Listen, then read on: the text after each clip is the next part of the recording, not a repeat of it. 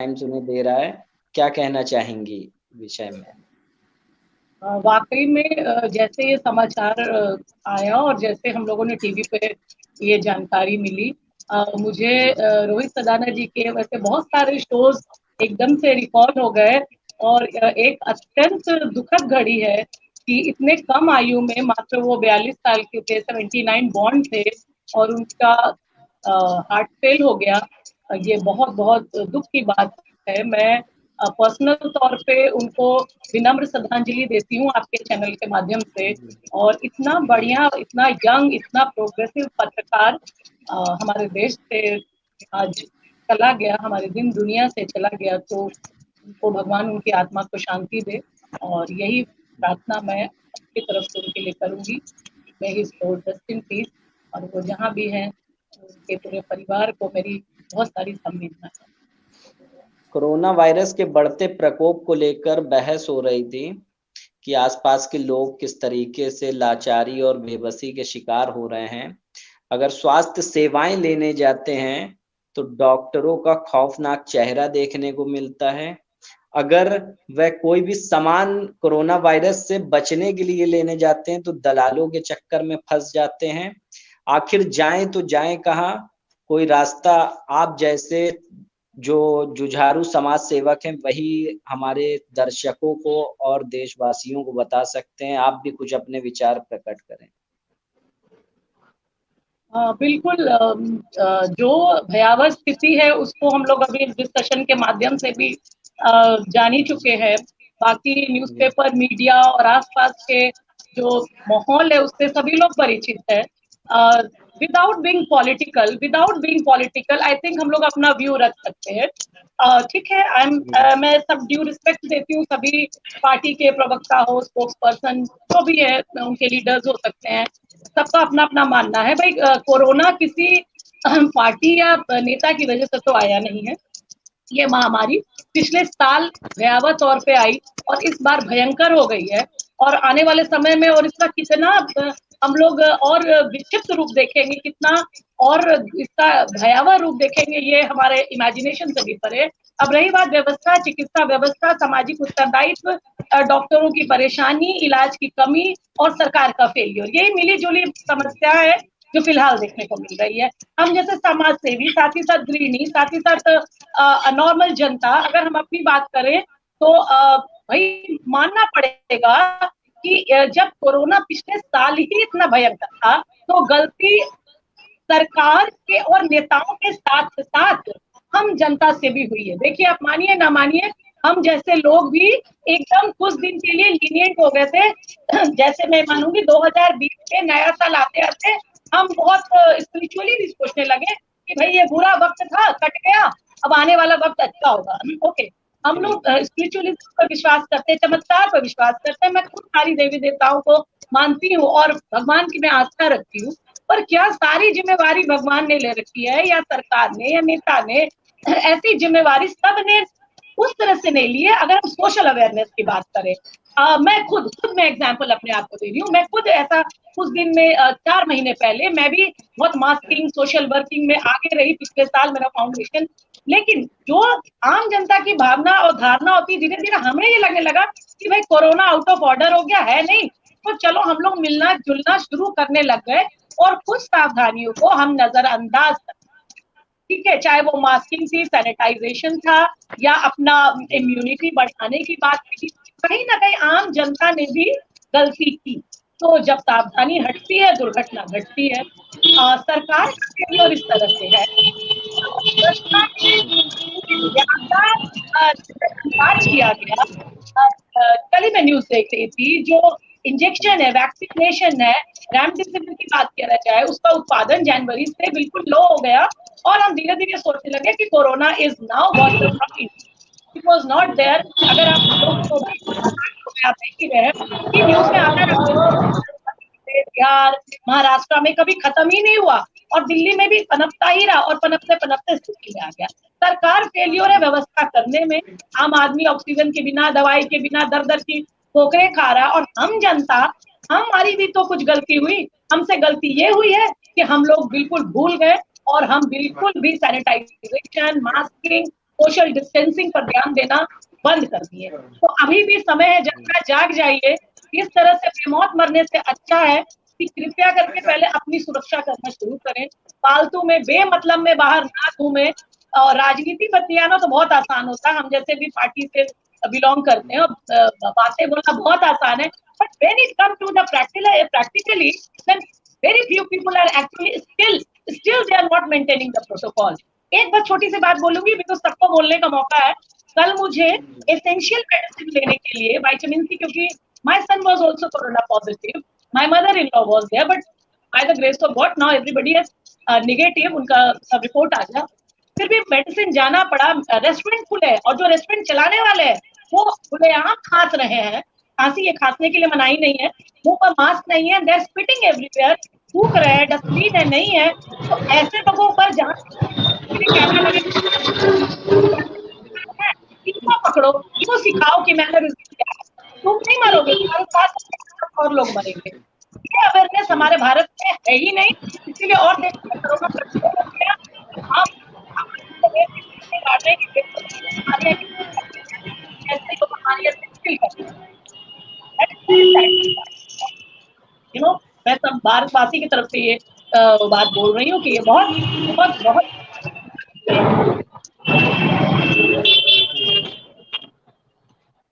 बहुत बहुत धन्यवाद आपका सलोनी जी। आपने हमारे दर्शकों को और हमसे जुड़े हुए सभी खास मेहमानों को आपने अपने विचारों से अवगत कराया। और आपके कोई सवाल या कुछ बातें जो रह गई हों कहने के लिए, वह आप कह सकते हैं। अजय जी। हाँ, मैं एक सवाल जरूर करना चाहूंगी, क्योंकि चैनल पर वरिष्ठ लोग हैं, सब अच्छे बुजुर्ग, तजुर्बेकार, हमसे ज्यादा एक्सपीरियंस लोग हैं। मैं भी एक समाज का हिस्सा हूँ और करती रहती हूँ काम। जैसे कि अभी एक जुड़े मेहमान ने बताया कि मैं शमशान घाट गया, मास्किंग नहीं थी, मैंने वहाँ पे सैनिटाइजर बांटे, मास्क दिया। मैं ऐसे एफर्ट्स को बहुत सलाम करती हूँ, बहुत ऐसे लोगों के काम को सराहना करती हूँ। और मुझे एक चीज और कहनी है कि मेरा सवाल ये है कि जितना भी सैनिटाइजर मास्क हम लोग बांट लें, उसकी उपयोगिता, उसको ग्रहण करना, उसको एक्सेप्ट करना, उसको यूज करना, इस चीज को हम लोग कैसे मिलके बढ़ा सकते हैं, ताकि लोग बाग इस चपेट में, बीमारी की चपेट में आने से बचे। अब जो हुआ वो तो हो ही रहा है, और भी लोगों की सुरक्षा को हम कैसे बढ़ाएं। एक दो पॉइंट डेफिनेटली मैं जानना चाहूंगी आप लोग से, ताकि हम उसको इम्प्लीमेंट कर सके, करवा सके। और इस पर अगर हम रुपए में 20% भी अगर हम कंट्रोल कर सके, तो I think small effort can also work. जी, मेरा क्या सवाल कहना है। चाहेंगे अजय जी आप? मैं तो ये कहना चाहूंगा कि मैंने उस दिन नगर निगम वालों से जब बांटा, तो मैंने वहां लोगों से एक अपील की, और आज फिर अपील करना चाह रहा हूं कि जैसे हम लोग ऊपर वाला ना करे, हमको वहां शमशान घाट जाना पड़े, लेकिन जैसे हम पूजा का सामान लेते हैं उसी के साथ कम से कम 5 पेयर ग्लव्स ले लें, सैनिटाइजर ले लें और मास्क ले लें, कि वहां जो लोग काम कर रहे हैं उनको कम से कम, उनके पास पैसे नहीं होते, उन लोगों को 2 महीने से सैलरी नहीं मिली थी, उन्होंने हमें बताया, कम से कम उनके भी बीवी बच्चे हैं, और जब उनके बच्चे हैं तो हम लोग उनका भी ख्याल रखें। और जब भी हम पूजा की सामग्री ले तो ये चीजें हम जरूर साथ में ले जाएं। और हम ही लोग यहाँ पे सारे पढ़े लिखे लोग बैठे हैं, आज इस चर्चा में शामिल हैं, हम जितना लोगों को जागरूक कर सकें, चाहे वो सोशल डिस्टेंसिंग हो, चाहे मास्क है, हम डबल मास्क पहन रहे हैं, लोग आजकल कपड़े का मास्क बना पहन लेते हैं, उससे कुछ नहीं होने वाला, आप डबल मास्क भी पहन सकते हैं। और हम जितना जागरूक करें, जितना लोगों के साथ हम लोग सपोर्ट कर सकते हैं, लोगों को एक्सपोज करना बहुत जरूरी है। मेरे पास डेली केसेस आ रहे हैं जहां पे किसी ने ऑक्सीजन के नाम पे, सिलेंडर के नाम पे पैसा दिया और उसने फोन स्विच ऑफ कर दिया।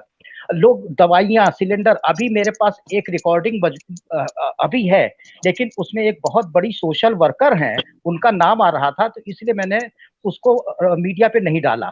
85,000 रुपए का एक सिलेंडर बेचा जा रहा है, उनका नाम लेके 5,000 रुपए का डिस्काउंट दिया जा रहा है, और वो उनकी फोटो बड़े नेताओं के साथ है, इसलिए मैंने उस चीज को सोशल मीडिया पे नहीं डाला। इतना दुख होता है, वो 80,000 रुपए जिसमें से हमारे लोग काम करने जिसे हम कहते हैं सोशल वर्कर, उनसे उनका भी हिस्सा जा रहा है। बड़े दुख की बात है कि वो ये पैसा कहाँ लेके जाएंगे, वो भी कहीं कफन में या कहीं पे होगा। बहुत दुख की बात है। मेरे साथ पूरे हिंदुस्तान के लोग जुड़े हुए हैं। हम लोग कम से कम इतना तो जागरूक करें भाई, बाद में कमा लेना, तू 10% कमा ले, 15% कमा ले, 20% कमा ले, लेकिन 85,000 का सिलेंडर, एक की जान जा रही है, उसके यहाँ वैसी मृत्यु हो गई, और होने के बाद उसकी आर्थिक मृत्यु पूरे परिवार की आप कर रहे हैं। ये आर्थिक मृत्यु है जिससे वो सुधर नहीं पाएगा कई सालों तक। तो मैं यही कहना चाहूंगा, लोगों को जागरूक करिए, इन कालाबाजारी के लोगों को एक्सपोज करिए। जी जी जी। Expose, this is very very primer point कि जैसे हम मान लीजिए गाड़ी चला रहे हैं और अगर आपने बेल्ट नहीं लगाई है ड्राइविंग सीट पर और आपके बगल सीट पर नहीं लगाया है, तो ट्रैफिक पुलिस आपका फोटो खींचकर आपकी चालान डाल देते हैं, और फिर आप उसके लिए इतनी सख्ती होती है तो लोग डर के मारे कुछ इन ट्रैफिक रूल्स को फॉलो करते हैं। तो मुझे लगता है कि कोरोना से जो लोग जो कोरोना रूल्स को नहीं मानते, हाउ टू प्रोटेक्ट योरसेल्फ, उनका एक्सपोज होना बहुत जरूरी है। और आई थिंक इसके लिए सख्त कार्रवाई होनी चाहिए, अदरवाइज लोग फॉलो नहीं करते। हमारे भारत देश में सबसे बड़ी प्रॉब्लम यही है कि जितने यहाँ एक सिस्टम माइंड सेट है कि रूल्स बनाए जाते हैं तोड़ने के लिए, तो जो काम मना किया जाता है उस काम को 10 बार लोग करते हैं।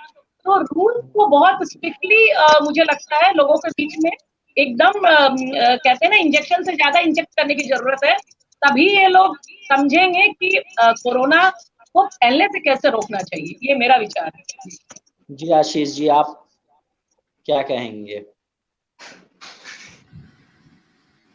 ये सबकी बातें बहुत ही जेन्युइन है, किसी के बात में कोई विरोधाभास नहीं, और सबको ये सारी चीजें करनी है, जागरूक करना है, लोगों को सजग करना है,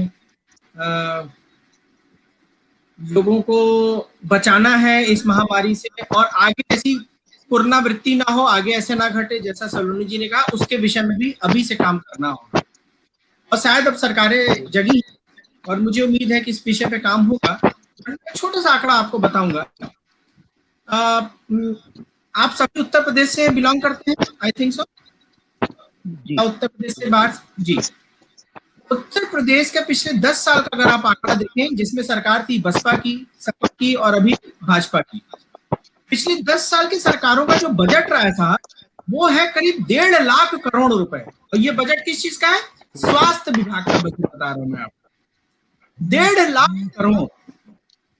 आप बताइए, मैं बड़ी ईमानदारी से, मैं किसी के पक्ष विपक्ष की बात नहीं कर रहा हूँ, क्योंकि मेरे खास मित्र की वाइफ लखनऊ में मैं हॉस्पिटल में, उन्होंने दम तोड़ दिया कोरोना से जंग लड़ते हुए, और मात्र उनकी उम्र थी 37 इयर्स। तो बड़ा भारी दिन है मेरे लिए, मेरे साथ पढ़े हैं, मेरे बचपन के मित्र हैं।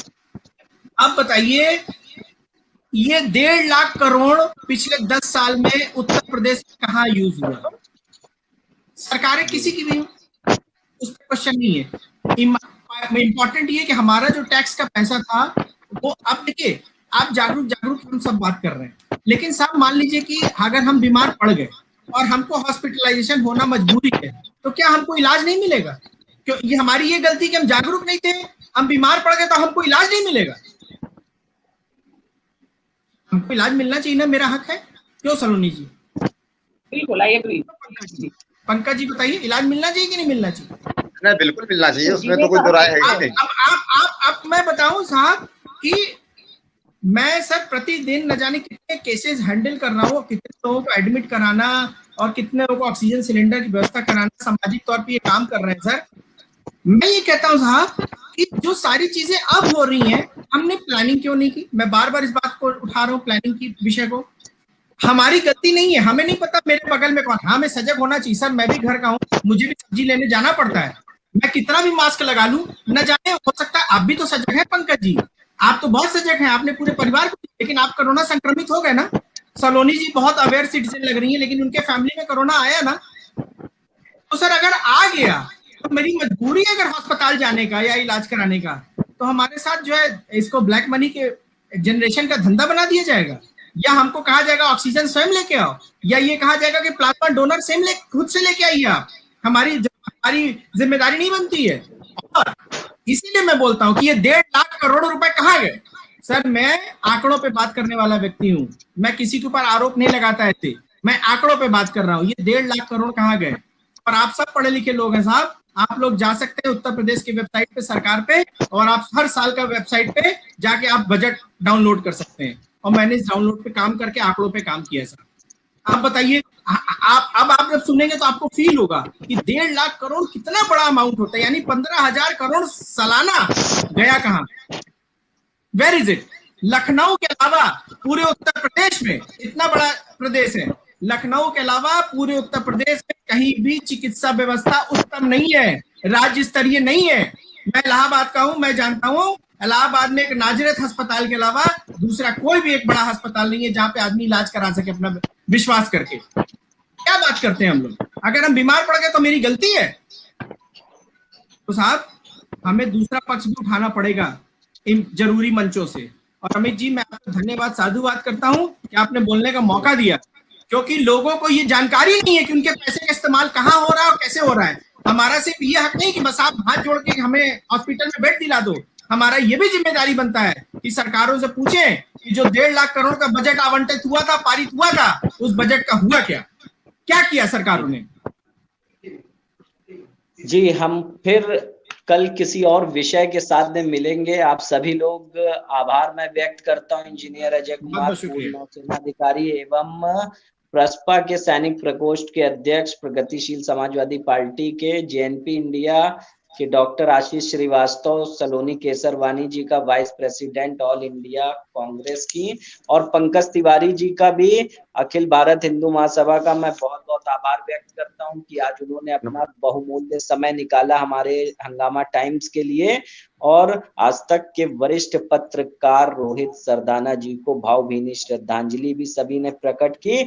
और कोरोना वायरस से बचने के लिए हर संभव प्रयास भी बताएं, क्या करना है क्या नहीं करना है। पंकज जी ने भी उसमें एक बहुत ही अच्छी बात कही कि कोरोना वायरस से अगर निपटना है तो हमें खुद आत्मनिर्भर बनना पड़ेगा, क्योंकि इस समय स्वास्थ्य सेवाएं एकदम लचर व्यवस्था में है और शासन प्रशासन सुनने को तैयार नहीं है। टीवी स्क्रीन पर हमें कुछ और दिखाया जा रहा है कि ऑक्सीजन की किल्लत नहीं है, लेकिन काला बाजारी जो उत्तर प्रदेश में इस समय कोरोना वायरस काल में चल रही है वो चरम पर है, हम सभी जानते हैं। सच बोलने से हंगामा टाइम्स के एंकर, पत्रकार या कोई भी अन्य व्यक्ति जुड़ा हुआ नहीं कतराता है। हम सच बोलते रहेंगे और सच की आवाज बहुत बड़ी होती है, जन जन तक के पहुंचेगी। सभी को मेरा आभार, नमस्कार। हम कल फिर मिलेंगे किसी नए मुद्दे के साथ। नमस्कार, शुभ रात्रि।